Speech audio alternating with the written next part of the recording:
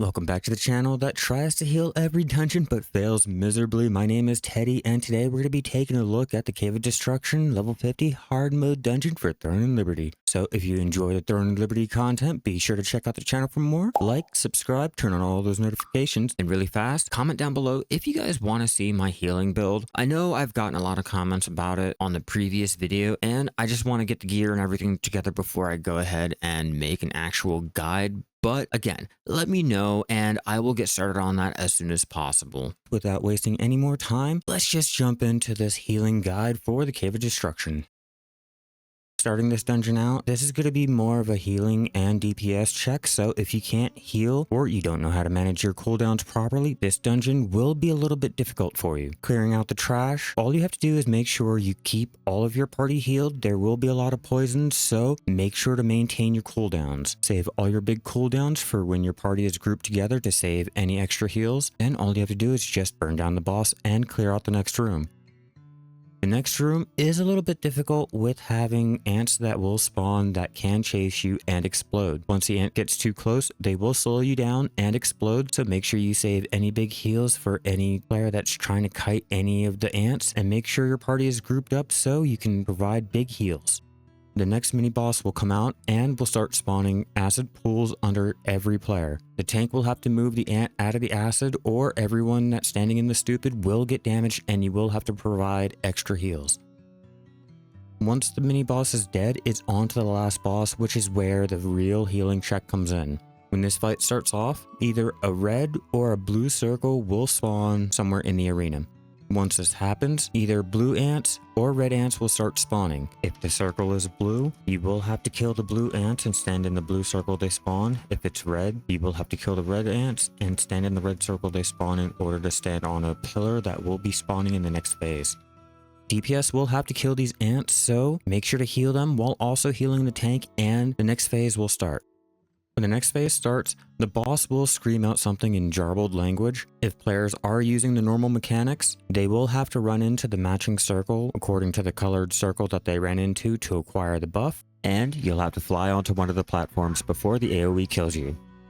If not, run up to the stairway of the platform and wait for the egg to burst. Once the egg bursts, kill the ant, or you'll have to find the ant on the other platform. This will have to be done as quickly as possible because while you're killing the ant, the boss will rain down acid. This will stack and cause damage over time. Not to mention, those who do attack the ant will get splash damage, which does add up with the extra boss splash damage. So the longer it takes to kill the ant, the more heals that have to be placed out. Ideally, you want to keep 1 or 2 stacks if your DPS is good enough, but 3 is okay. Just make sure you save all big heals for this phase. After the ant is dead, the boss will come down and you can continue the fight. After a while, the phase will continue into where you have to run back up onto the platform. Just make sure you're standing on the platform when the AoE goes off because it will one-shot you. Then, all you have to do is find the next ant to kill, place down big heals, and wait for the DPS to burn it down.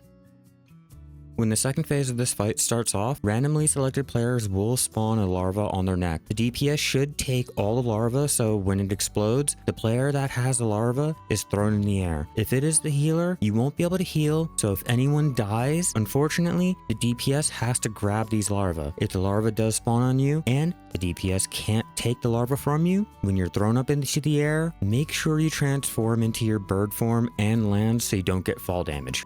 Once you're back on the ground, make sure you heal everyone up and continue to burn down the boss. After this phase, it goes back to phase 1 where you have to make sure to run back up to the platform, kill the ant that spawns, and then back down to burn the boss. If you are targeted by the ant, make sure to heal yourself up. You will get inflicted with the poison from the ant, so do big heavy heals. Kill the ant that spawns, and then back down to burn the boss into phase 2 yet again. And then lastly, you should end off on phase 1. If your DPS is better though, you should skip this last phase 1 before the boss dies, but be prepared to run back up onto the platform and then just burn down the boss after you get back down. And congratulations, you just healed through your first Cave of Destruction. Like I said, this fight is more of a healer check if you guys do not know how to manage your cooldowns or your healing is just not up to par. It's okay, keep running other dungeons, trying to get your gear, go out in the open world dungeon to get the skill books to level up your skills, or just keep trying.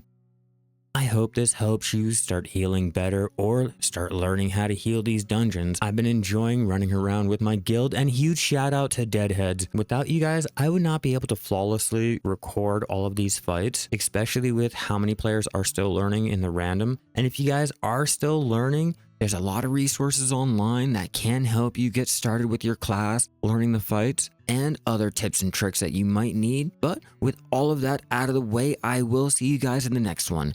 Keep gathering out there, everyone.